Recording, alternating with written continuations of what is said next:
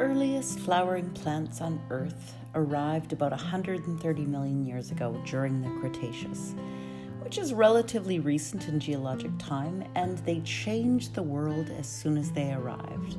So these beauties became the dominant type of forest plant by about 90 million years ago. And one of their number, the genus Crocus, is a particular favorite of mine. If we were to look at all of Earth's history and we compressed it into an hour, the flowering plants would only exist for the last 90 seconds. But if we look at crocus, the plural of which is crocuses or croci, they're a genus of flowering plants in the iris family, and they include about 90 species of perennials that grow from a corm. So the corm is that big, short, swollen underground plant bit that helps these beauties survive summer drought where there's less favorable conditions. And we derive crocus from the Latin crocuses, meaning saffron yellow.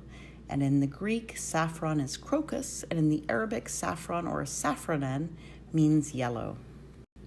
We see a huge variety of crocus today, and they're cultivated for their varietals of colors, and we see them in the autumn and winter and spring. They're often the first marker of a sunny day and a sunny, warm snap. The saffron spice is obtained from the stigmas, that little orange bright bit, in Crocus sativus, an autumn blooming species. The challenge of harvesting saffron from crocus and its high market yield dates back to about 2100 or 1600 BC as the Egyptians, Greeks, and the Minoans of Crete all cultivated crocus, not as a spice, but as a dye. Roman women used saffron to dye their hair and textiles yellow, and the crocus corm, that bulbous thing at the bottom, has a history of trade throughout Europe that as a few pounds of corms received a loan of gold or jewels, so it was currency back in the day. The precious flowers traveled to Turkey and then all the way to Great Britain and the UK in the 1500s before making their way to the rest of the world. We see the first crocus in the Netherlands, which came from corms brought back from the Roman Empire in the 1516s. And a few corms were forwarded to Carolus Clunius at the Botanical Garden in Leyden.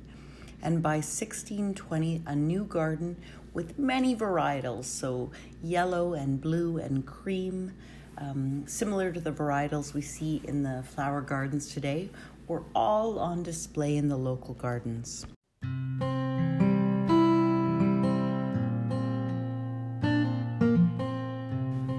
And so it is that the rise of the earliest flowering plants 130 million years ago that gave rise to all the varietals we see today give us saffron for paella and the dye, the yellow dye from crocus that we see today.